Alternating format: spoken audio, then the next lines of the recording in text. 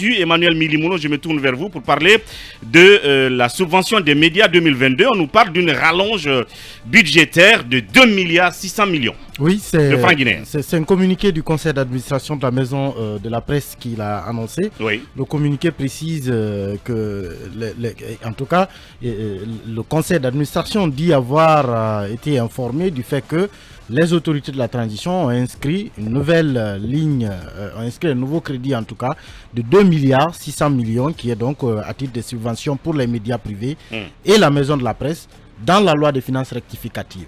Donc on peut dire très bien que c'est une rallonge parce que le même communiqué rappelle que le montant vient en complément des 3 milliards qui avaient déjà été payés dans le cadre de la subvention inscrite dans la loi de finances.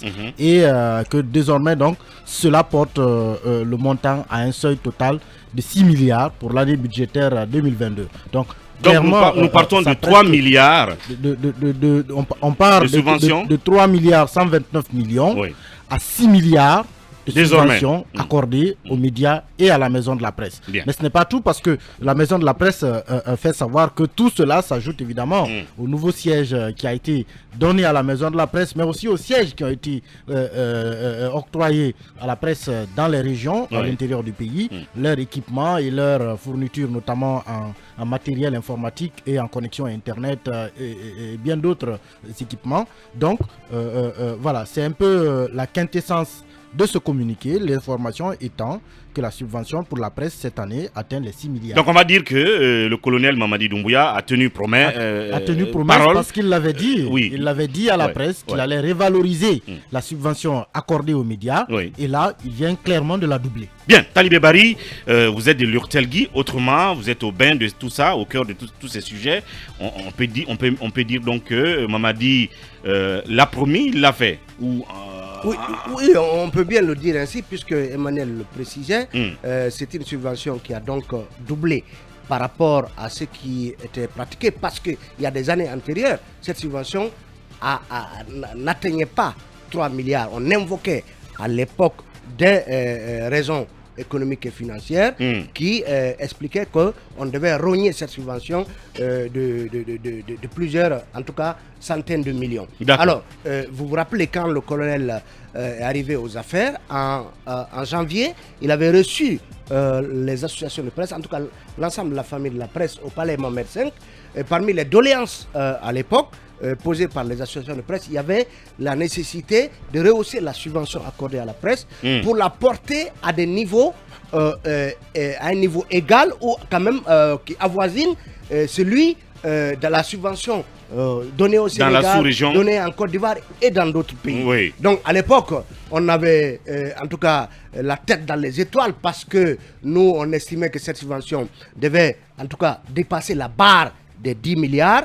Le président à l'époque avait annoncé que puisque nous étions déjà dans l'exercice budgétaire 2022, au compte de la loi de finances initiale, il avait annoncé que la loi de finances rectificative tiendrait compte de cette doléance des médias et que donc une hausse interviendrait à cet effet. Donc c'est ce qui vient de se passer.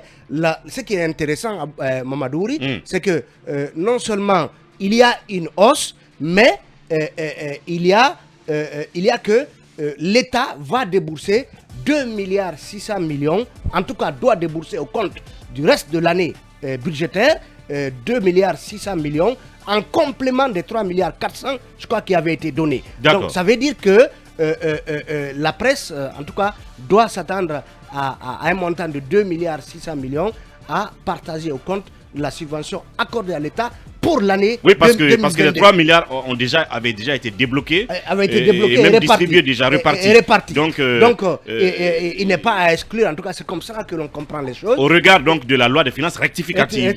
Il n'est pas à exclure que d'ici le 31 décembre, que ce montant soit débloqué et que les associations de presse, la HAC notamment, remettent de nouveaux chèques aux médias au titre des 2 milliards 600 millions. Donc ce qu'il faut souhaiter, c'est que ce montant, donc cumulé de 6 milliards, soit au moins reconduit au compte de 2023 et pourquoi pas rehaussé perspective pour 2024. Au regard de la conjoncture. Et non, même pour 2023, le président peut décider que cela soit rehaussé. Peut-être que l'exercice budgétaire et le temps qui reste exigent que, en tout cas, qu'on se limite à 2,6 milliards. Mais on peut faire plus pour porter donc la subvention de 6 milliards actuellement avec la rallonge de 2,6 milliards pour porter cette subvention à plus de 6 milliards, pourquoi pas. En tout cas, c'est un engagement que le président tient, comme on l'a rappelé dans le communiqué. Il avait annoncé une maison de la presse pour la presse ici à Conakry, mais aussi des maisons de la presse au niveau des chefs-lieux de l'intérieur du pays. Donc voilà. Comme dirait l'autre, Akake Akafo. Bien. Non, Akafo Akake. Voilà. Bon, voilà, il faut que chacun se prononce là-dessus. Au milieu de, si vous voulez, de l'océan de critiques qui pleuvent sur le CNRD et son gouvernement pour la gestion de la transition, il faut quand même féliciter ce qui vient de se passer au profit de la presse. Ça a été tout le temps demandé en comparaison de la situation qui prévaut dans les pays de la sous-région. Talibé, je vais dire Basekou. Cette augmentation-là de 3 milliards maintenant à 6 milliards de subventions allouées à la presse. Oui, c'est un engagement que le colonel Mamadi Doumbouya a tenu parce que moi je me rappelle, il y a, je crois, la prise du pouvoir, il avait, dans le cadre des consultations qu'il a eues avec les différentes entités, il a rencontré les associations de presse, je crois que c'était en 17h, et ce jour-là, il avait pris notamment des engagements très forts.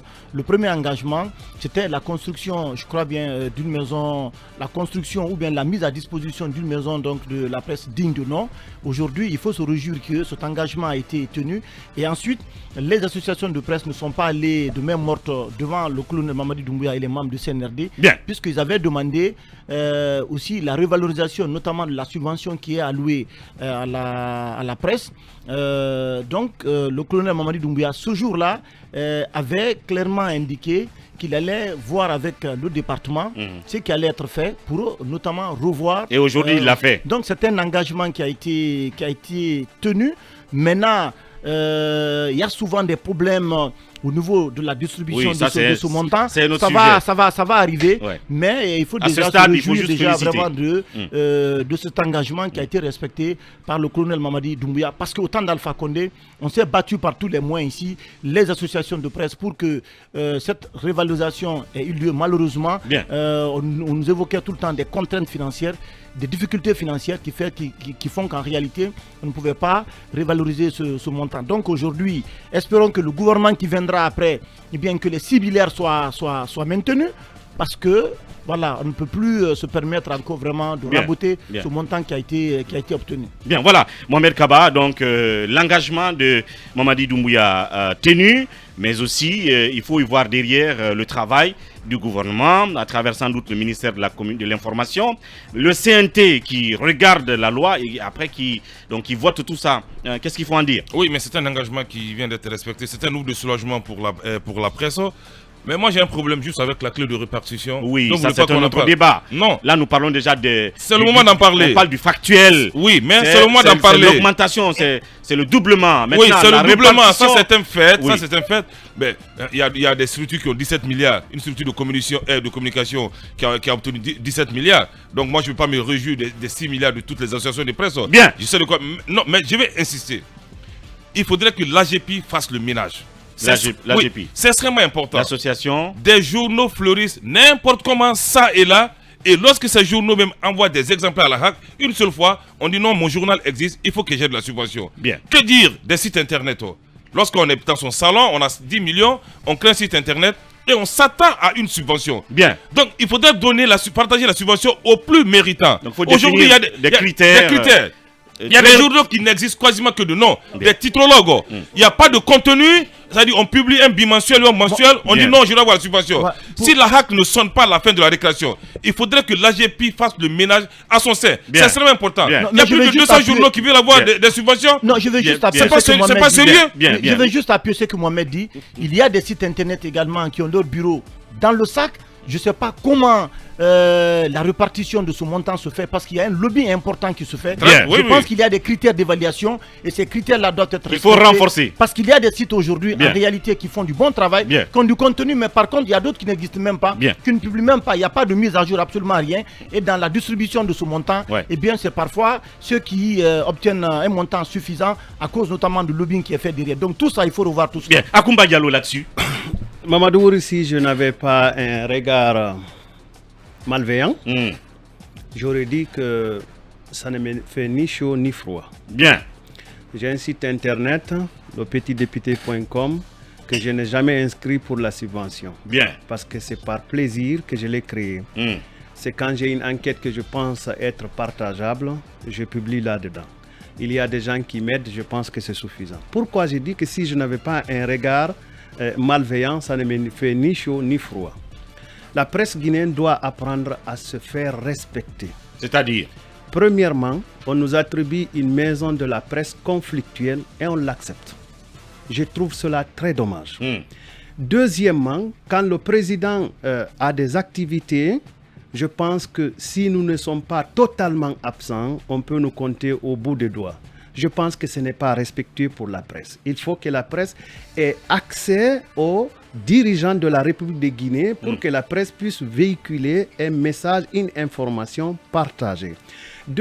Troisièmement, nous avons la Convention de Florence qui nous permettent si vous voulez, de détaxer les produits qui entrent dans le cadre de nos activités. Qu'est-ce que la Guinée ferait de mieux que d'accepter les termes de cette convention de Florence pour nous permettre d'évoluer? Quatrièmement, moi j'ai de la peine, laissez-moi évacuer ma douleur. Quatrième, Diarra sera très gentil parce qu'elle sait que ma femme nous écoute et elle te demande de payer des dividendes pour le fait que tu sois assise auprès de moi. Quatrièmement, moi ça me fait très mal que je sois, avec assez de modestie, le seul dans certaines conférences internationales. Je n'ai aucun journaliste guinéen avec lequel parler Soussou, Malinké ou Poulard, peut-être pour formaliser notre point de vue. Et cinquièmement, je dis mal à savoir que des journalistes guinéens comme Nafiou Diallo peuvent tomber malades sans qu'on ne soit capable de nous organiser à l'interne, sans qu'avec l'aide de notre administration, qu'on puisse l'évacuer pour qu'il ait des soins appropriés. Et sixièmement, ça me fait extrêmement mal que le gouvernement guinéen ne s'occupe pas de la formation continue des journalistes pour qu'on continue à être des modèles. Un Diallo Souleymane qui est aujourd'hui au sommet de sa carrière aurait du mal à regarder par derrière pour dire je m'en vais et je suis satisfait de tout ce qui a été fait. Ce que le gouvernement aurait dû faire, c'est d'abord de nous permettre d'exercer en toute liberté et en toute responsabilité et nous permettre de nous former pour que nous tenions haut ce que nos dévanciers ont dû instaurer ici pour que le nom de la Guinée brille toujours. Chacun de nous est content quand on parle des journalistes sportifs et qu'on parle de Pathé Diallo et qu'on parle de Kanté, je crois que c'est Daouda ou comment Kanté. Chacun de nous est content qu'on parle de Ben Daouda Silla. Chacun de nous est content de dire que Amadou Diallo a travaillé à BBC et j'en passe. Merci. Merci Akoumba pour la... il y a beaucoup de problèmes. Mais restons sur la subvention. Non, en 3 secondes juste. J'espère que cette fois-ci, ils ne vont pas oublier le syndicat de la presse. Bien, merci. Le syndicat doit obtenir sa part. Le syndicat a entendu. Le syndicat doit l'obtenir. Oui, Diarra, si on peut aller rapidement là-dessus. Bon, par rapport à ce que Kaba a dit et Basekou, je pense que sur la clé de répartition, les associations de presse quand même font des missions de presse prospection au siège des différents sites pour justement voir qu'est-ce qui a été fait, quels sont les sites qui ont des sièges. Et le classement et le classement, voilà, c'est comme ça qu'ils font pour justement procéder au paiement. Maintenant, ce matin, je vais peut-être enfiler mon manteau de syndicaliste, dans ce sens que c'est vrai que la subvention a été rehaussée, mais je pense qu'il y a quelque chose qu'on oublie de primordial dans ce domaine, c'est la convention collective. Je pense que cette convention, sa mise en œuvre souffre de manque de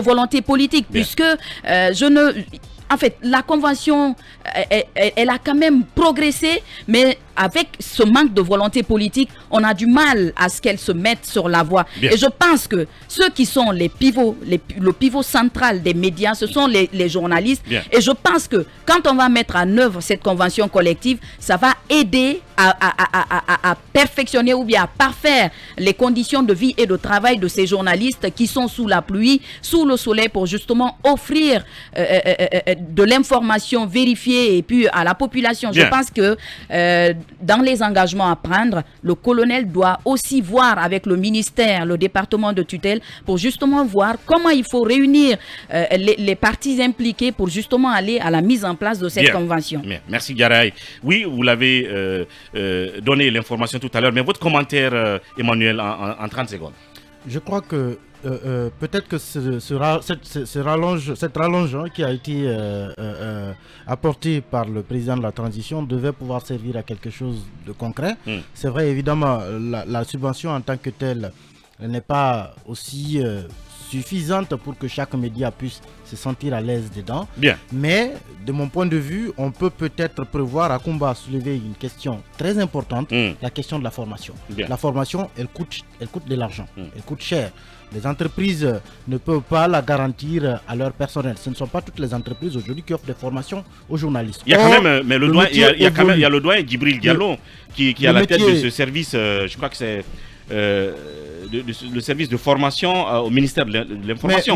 Est-ce qu'il fonctionne ou pas? Non, attention, ça ne fonctionne pas ainsi dans les autres pays. Bien. Peut-être qu'on met en place quelque part un service où on forme des gens, mais vous allez par exemple au Sénégal, l'État a décidé de prendre une partie de la subvention, l'allouer au Centre d'études des sciences et techniques de l'information, le CESTI, et chaque année, le CESTI sélectionne des gens dans les différentes entreprises de presse. Ça peut être des journalistes, ça peut être des techniciens. Il les envoie dans son centre, il les forme et il les renvoie à leurs médias. Bien. Alors, il faut prendre une partie de cette subvention, ne serait-ce que peut-être les 600 millions qui sont sur ces 2 milliards, allouer ces 600 millions par exemple à l'ISIC de Kountia. Et l'ISIC de Kountia ouvre une filière. Donc pour des séances de capacitation à l'endroit des journalistes. Voilà. Même si ce sont des certificats qu'on peut accorder à ceux notamment qui ne sont pas sortis des écoles de journalisme, qu'ils puissent aller à l'ISIC avec cet argent, se former, avoir des certificats et revenir avec des prérequis faire le métier. Au-delà de tous les problèmes que la corporation connaît, on peut tout de même dire que sur ce coup-là, le soleil a brillé pour la presse. On va observer une petite virgule.